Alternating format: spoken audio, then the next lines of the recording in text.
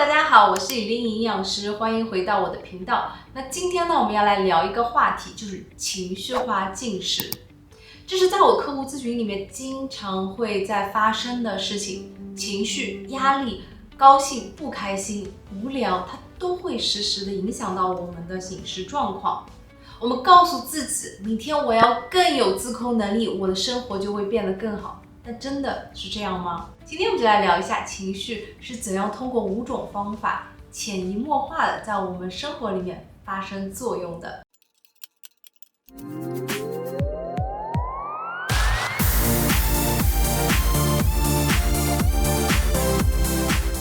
当我壓力大的時候，我該怎麼辦呢？今天我們就来聊一下情緒化進食的5種方法。你知道它是怎麼樣會影響到你的呢？你是否也有這樣的時刻，明明不餓，但是吃的時候卻停不下來，甜品一口一口的吃，睡覺前再來一包薯片，吃完之後又開始感覺到自責和愧疚。我經歷過，所以我知道這樣的感覺。如果你有這樣子的情況，並不是你不夠自律，你吃的可能不是食物，吃的是情緒。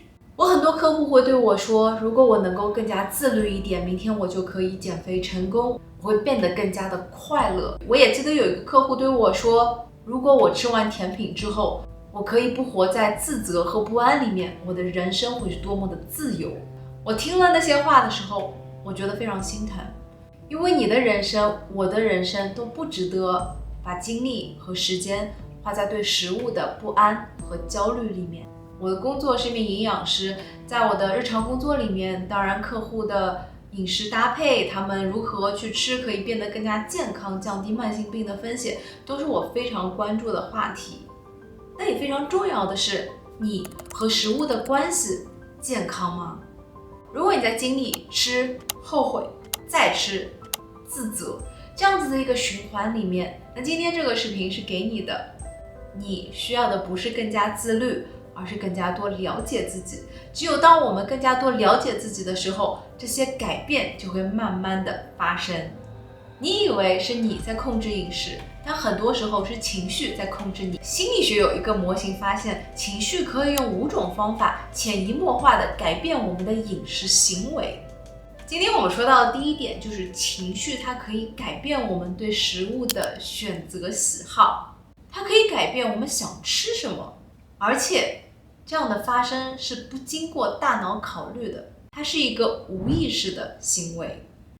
比如說有研究表明，當我們在壓力大的時候，我們更加多會想去吃一些高糖、高脂肪的食物。當我們開心、升職、加薪的時候，我們都會想要用更豐盛的食物來慶祝。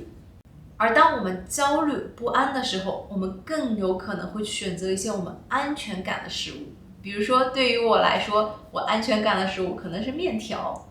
但重點來了，這個環節的發生並不是我們主動有意識的想要去調節情緒，它可以影響我們吃什麼和食物的種類。那第二個環節，情緒影響飲食，是我們主動有意識的去把食物當作情緒工具，我們主觀性的想要通過吃讓自己的感受變得更好。難過的時候，我想要吃讓自己變得更加開心。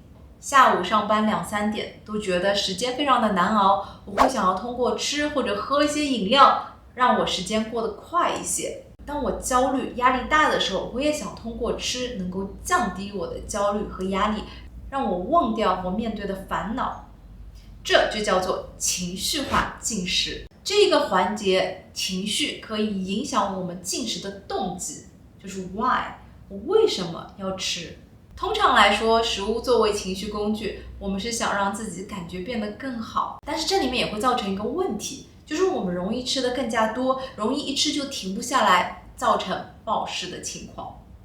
那第3個情緒影響我們的飲食，並不是所有人在壓力大、不開心的時候都會想要去用更加多的食物來填補。有些研究表明，當我們壓力大的時候，人會自動開啟一個 fight and flight mode。這個時候，我們其實會變得沒有食慾。不知道你是否有碰到過這樣的情況，當失戀不開心的時候，我明明胃口很好，但是那幾天我什麼都不想吃。當我們在趕 deadline 考試複習的時候，我沒有胃口，一天時間過去了，我還想到，咦，我是不是還沒有吃過一口飯今天？當我們拿到一份體檢報告是不理想的時候，我們腦子一片空白，什麼都不想吃。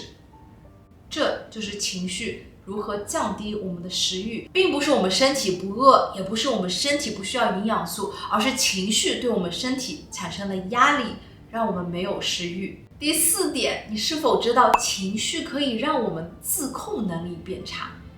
當我們情緒很強烈的時候，我們更容易衝動，我們經常會被情緒帶着跑。我們在吃的時候，腦子裡面說，算了，我今天已經很累了，我今天要犒勞一下自己。這不叫放縱，這叫自我善待。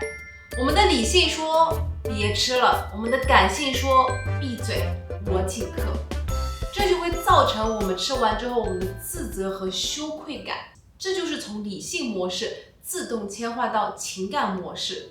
當我們大腦不自主的去做一些選擇，但之後又開始進入一個掙扎的模式。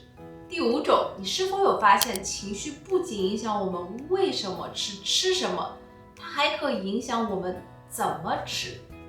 它可以影響我們吃飯的速度。比如說，當我壓力大的時候，我可能會吃飯的速度加快，好像有人跟我搶飯一樣，一邊刷手機，一邊開始進入一個自動進食模式。晚上看電視的時候，我吃完了一包薯片，但我卻毫無參與感。是我嗎？我怎麼沒有感覺到呢？所以我們一直在用控制來對抗自己。但你是否意識到这5種情緒對我們的影響是不知不覺裡面發生的？但我們卻告訴自己，我明天要變得更好，我要有自控能力。這樣我們只會越來越累。當我們開始更加多察覺自己的情緒，我們為什麼會做這樣的食物的選擇的時候，慢慢的，我們的選擇就會開始發生改變。下一次你想吃的時候，多問一下自己，我是餓了嗎？我想吃這些嗎？這是我自己主觀意識的選擇嗎？還是我在被情緒帶着走？你不是控制不了自己，而是一直在用錯誤的方法來控制自己。當我們真正的去理解自己的情緒的時候，我們就不再與自己对抗。很多時候，選擇已經是在潛意識裡面發生了。最後我想說，真正的改變，它不是被逼出來的，而是在被理解、被接納的時候，它慢慢發生的改变。